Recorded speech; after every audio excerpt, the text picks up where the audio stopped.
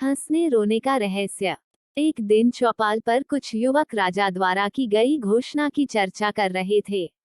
तेजी ने सुना, राजा अपनी राजकुमारी के लिए वर खोज रहे हैं, जिसके लिए स्वयंवर आयोजित होना है। स्वयंवर में भाग लेने की कुछ शर्तें हैं। पहली शर्त के अनुसार 2 प्रश्नों के उत्तर देने हैं। पहला प्रश्न है, गौशाला में 3 गायें हैं, बताना है कौन सी गाय उम्र में सबसे छोटी, कौन सी उससे बड़ी और कौन सी सबसे बड़ी है। दूसरी पहेली है, एक बंद खाली कमरे को कुछ सामान रखे बिना कैसे भरा जा सकता है। आगे युवक कह रहे थे, 2 पहेलियां किसी ने सुलझा भी ली, तो अंतिम शर्त तो पूरी करना असंभव ही है। कड़े पहरे के बीच राजमहल में प्रवेश करना, और फिर अंतःपुर से राजकुमारी के पलंग के पायों के नीचे से सोने की ईंटें निकालकर राजा के सामने लाना, भला इतनी हिम्मत कौन कर सकता है। तेजी ने ध्यान से सारी बातें सुनी और अन्ना सा घर वापस आया।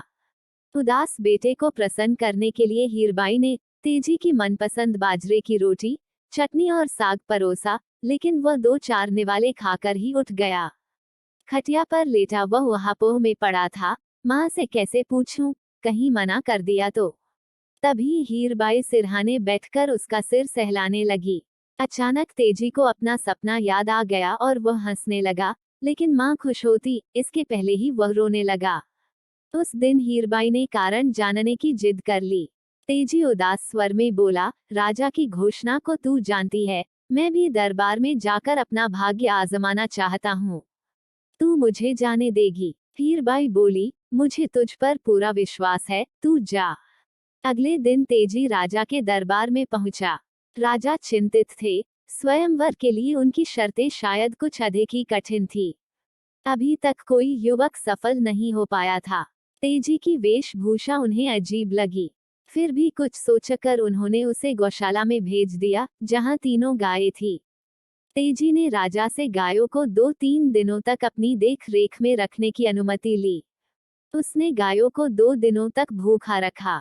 तीसरे दिन मैदान में घास का ढेर रखा, और उसे चारों ओर से बांस और रस्सी से घेर कर थोड़ा ऊंचा बाड़ा बना दिया। फिर वह गायों को ले आया। एक ही छलांग में घास तक पहुंचने वाली गाय उम्र में सबसे छोटी थी।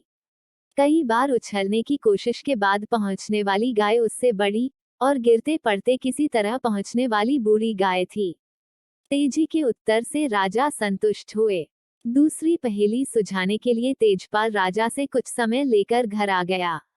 उसकी समझ में नहीं आ रहा था कि बिना कुछ रखे खाली कमरे को भला कैसे भरा जा सकता है। सोचते सोचते एक सुबह अचानक उसे इसका भी हल मिल गया। वह राजा के दरबार में पहुंचा। राजा उसे बंद खाली कमरे में ले गए। तेजी ने कमरे की सारी बंद खिड़कियां और दरवाजे खोल दिए। कमरा सूर्य के प्रकाश से पूरी तरह से भर गया। राजा तेजी की बुद्धिमानी से चकित थे। उन्होंने उसे तीसरी शर्त पूरी करने के लिए कहा। कुछ दिनों की मोहलत लेकर वह फिर घर लौट आया। माँ के साथ मिलकर तरकीबें सोचता रहा। हीरबाई अपने बेटे के लिए चिंतित हो रही थी, लेकिन तेजी ने हार नहीं मानी। उसने वेश बदल बदल कर राजमहल के आसपास कहीं से भी महल में प्रवेश करने की संभावना ढूंढी, और एक योजना बना डाली। तेजी ने महल के पास घुड़साल में घास ले जाने वाले घसियारे से दोस्ती कर ली। घसियारा अच्छा इंसान था। तेजी ने एक दिन उसे विश्वास में लेकर सारी बातें बताईं और बोला, मुझे घास के गट्ठर में छिपाकर महल के पास पहुंचा दो। उसकी बात मानकर घसियारे ने उसे महल के परिसर तक पहुंचा दिया। वह घास के ढेर में छिपा रात होने की प्रतीक्षा करता रहा। अंधेरे में कोई आसानी से नहीं देख सके, इसलिए उसने काले रंग की पोशाक पहन रखी थी। आधी रात को अंधेरे में छिपते छिपाते वह राजकुमारी के कमरे तक जा पहुंचा। राजकुमारी गहरी नींद में सो रही थी।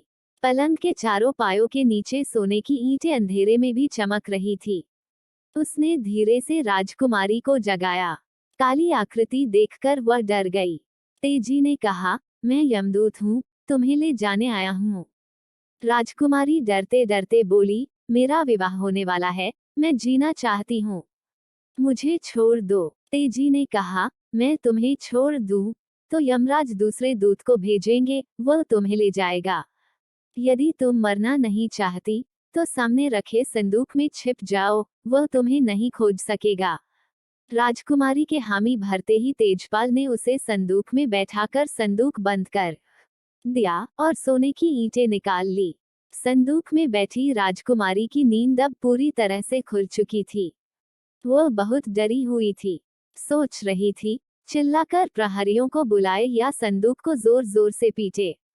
तभी मन में बिजली सा एक विचार कौंधा, कहीं यह वही नवयुवक तो नहीं जिसकी बुद्धिमानी की प्रशंसा पिताजी कर रहे थे। इसने 2 शर्तें पूरी कर ली हैं और शायद तीसरी पूरी करने आया है। अपने को यमराज बताकर तो इसने मुझे नींद में डरा ही दिया था, यह तो मेरा होने वाला पति है। राजकुमारी सांस रोके चुपचाप बैठी रही, सोचने लगी, असली बहादुरी, हिम्मत और बुद्धि की परख तो तब होगी जब यह ईंटें लेकर सुरक्षित महल से निकल जाएगा। देखूं क्या करता है। अब तेजपाल दबे पांव राजा के कमरे में पहुंचा। सिरहाने राजा की राजसी पोशाक रखी थी, उसने उसे पहन लिया और बाहर निकला। अंधेरे में प्रहरियों ने उसे राजा समझ आंखें झुकाकर सलाम किया। राजकुमारी ने सुना, तेजी प्रहरी को आज्ञा दे रहा था, कोचवान से गाड़ी निकलवाकर राजकुमारी के कमरे का संदूक रखवा दो, मुझे अभी प्रस्थान करना है। हुक्म सुनते ही कोचवान गाड़ी ले आया और उसमें संदूक रख दिया गया। राजा का वेश धारण किए तेजपाल राजमहल से दूर निकल आया। अपने घर से कुछ दूरी पर उसने गाड़ी रुकवाई, संदूक उतरवाया और कोचवान को लौट जाने की आज्ञा दी। उसके चले जाने के बाद उसने राजकुमारी को संदूक से बाहर निकाला और बोला, डरो मत, मैं तुम्हें तुम्हारे पिता के पास पहुंचा दूंगा। राजा की शर्त ही ऐसी थी कि उसे पूरी करने के लिए मुझे ये सब करना पड़ा। अब मुझे डर है, कहीं तुम्हें यहाँ लाने के अपराध में राजा मुझे दंडित न करे। राजकुमारी तो सब कुछ समझ चुकी थी, हंसते हुए बोली, पिताजी से तुम्हारे लिए क्षमा मांग लूंगी। तेजी राजकुमारी को लेकर घर आया। दोनों को देखकर हीरबाई ने ढेरों सवाल पूछ डाले, लेकिन तेजी ने कहा, थोड़ा धैर्य रखो, सब बता दूंगा।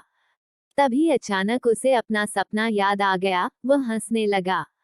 लेकिन यह क्या? अगले ही पल उसकी आंखें भर आईं। राजकुमारी ने कारण पूछा, लेकिन तेजी क्या बताता। उधर सुबह होते ही राजमहल में राजकुमारी को नहीं देख कोहराम मच गया, सभी परेशान थे। अचानक राजा की नजर पलंग के पायों पर पड़ी और वे सब कुछ समझ गए। उन्होंने प्रहरियों को तेजी के घर भेजा। प्रहरी दोनों को लेकर राजा के सामने आए। तेजपाल ने हाथ जोड़कर क्षमा मांगते हुए सोने की 4 ईंटें राजा के सामने रख दी। राजा ने उसी समय निश्चय कर लिया कि तेजी ही उसकी राजकुमारी के लिए योग्य वर है। निर्धनता कोई दुर्गुण नहीं। तेजी ने अपनी हिम्मत, बहादुरी, बुद्धि और शराफ्त से स्वयं को असाधारण सिद्ध कर दिया था। राजा ने बड़ी धूमधाम से राजकुमारी का विवाह तेजपाल के साथ कर दिया। अब तेजी अपने हंसने रोने का रहस्य सबको बता सकता था। उसका सपना सच हो चुका था और अब केवल हंसने का कारण था, रोने की कोई वजह नहीं थी।